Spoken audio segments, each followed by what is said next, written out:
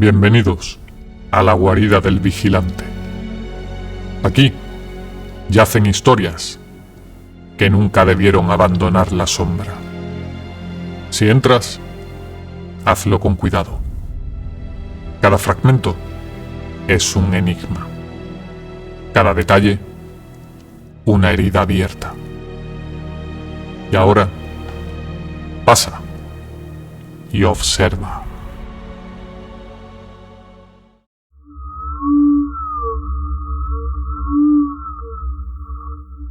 Hinterkaifeck era una pequeña granja aislada en Baviera, detrás de un caserío rodeado de bosque y campos silenciosos.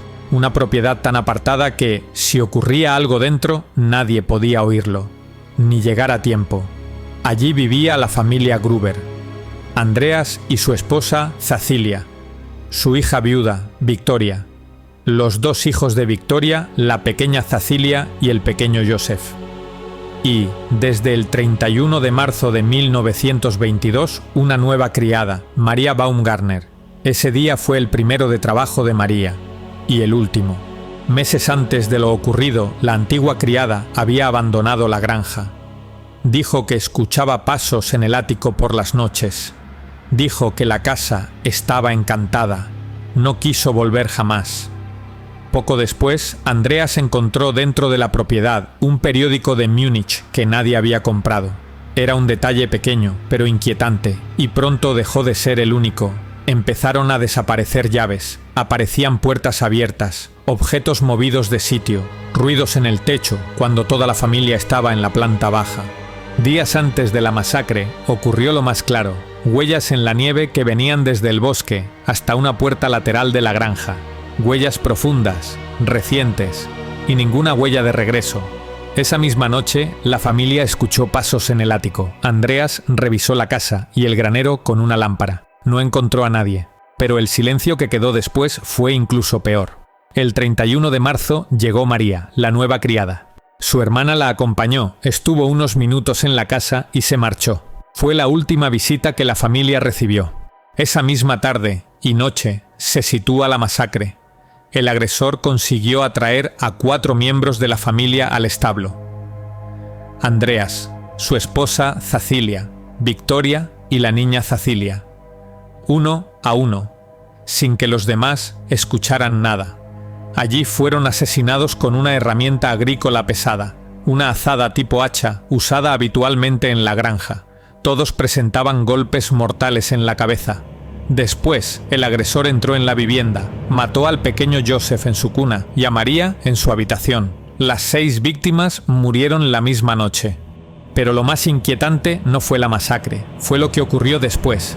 El responsable no huyó, no salió corriendo al bosque, se quedó dentro de la granja, días enteros. Encendió la chimenea, se preparó comida, alimentó al ganado y se movió por la casa como si nada hubiese ocurrido. Los vecinos vieron humo saliendo de la chimenea, oyeron sonidos dentro, pero nadie respondió a las llamadas.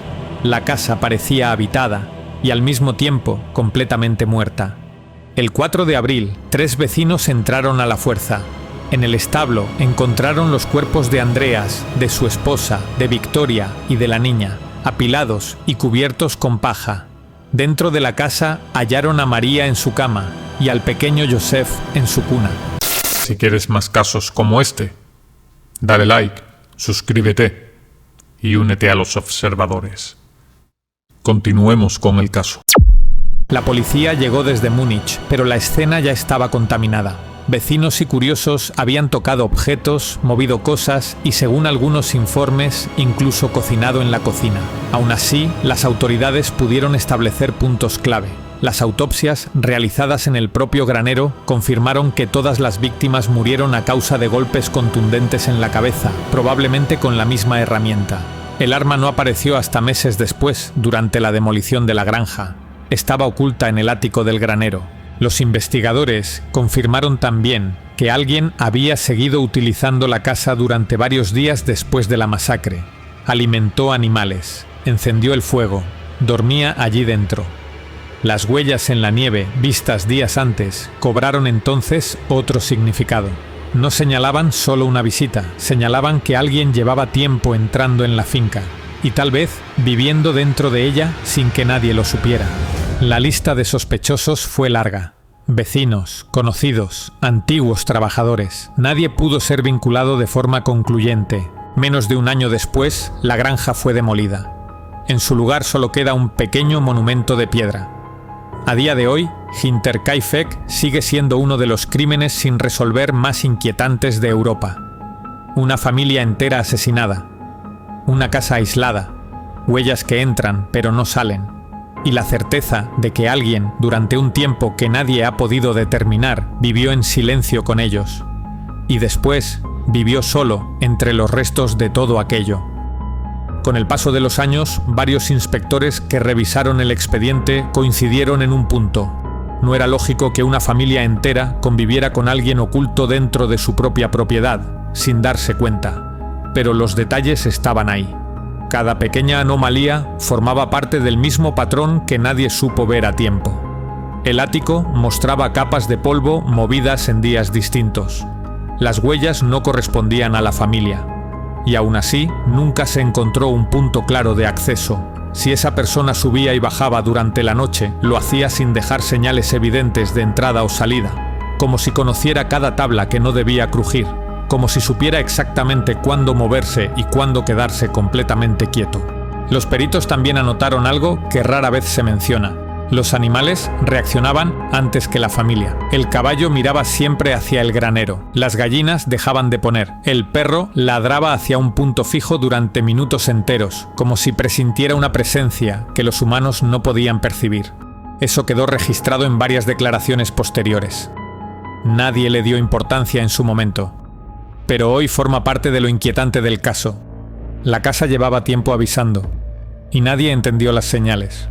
Otro detalle que aparece en el archivo policial habla de las noches previas. Vecinos afirmaron haber visto movimiento dentro del granero cuando la familia ya estaba acostada. Una luz tenue, un desplazamiento rápido, sombras que no coincidían con las de los Gruber. Cuando la policía preguntó por qué nadie avisó antes, la respuesta fue siempre la misma. Pensamos que sería Andreas trabajando tarde. En una granja aislada, ese tipo de rutina pasa desapercibida, y eso permitió que aquel individuo viviera allí, sin interrupciones. A todo esto se suma otro elemento, las supuestas luces en el bosque. Aunque nunca se demostró relación con el intruso, varios vecinos insistieron en que, durante semanas, una luz se encendía y apagaba desde un punto concreto entre los árboles. Una luz que parecía responder a otra dentro de la granja.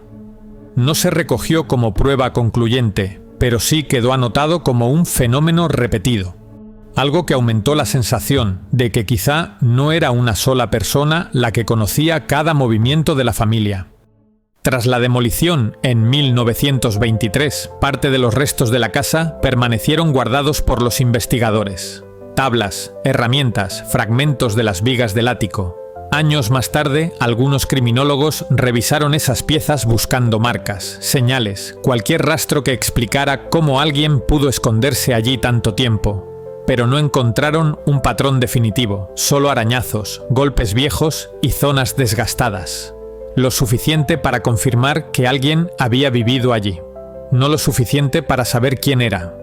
Hoy, el terreno es una simple extensión de tierra labrada. No hay estructura, no hay restos visibles, pero quienes han visitado el lugar describen lo mismo. Un silencio extraño, denso, que no parece propio del campo abierto, como si el espacio todavía guardara aquello que nunca se resolvió, como si la ausencia de respuestas fuese, en sí misma, parte del misterio. Hinterkaifeck permanece como uno de los casos más perturbadores de Europa porque no habla solo de un crimen, habla de convivencia silenciosa, de alguien que estuvo allí dentro sin ser detectado, de alguien que observó a la familia mientras dormía, comía y seguía su rutina diaria, de alguien que se movió entre ellos durante semanas y que, incluso después de que todo terminara, siguió dentro, como si aquel lugar le perteneciera más a él que a sus propios dueños. La guarida se cierra aquí por hoy. Solo tú decides si permanece cerrada o no. Si quieres volver a cruzar esta puerta, Si quieres ver el resto de lo que esconde, házmelo saber en los comentarios. Un like abrirá la siguiente puerta. Una suscripción mantendrá viva la llama. Solo tú decides si este lugar sigue respirando. Hasta entonces, observa, que yo seguiré vigilando.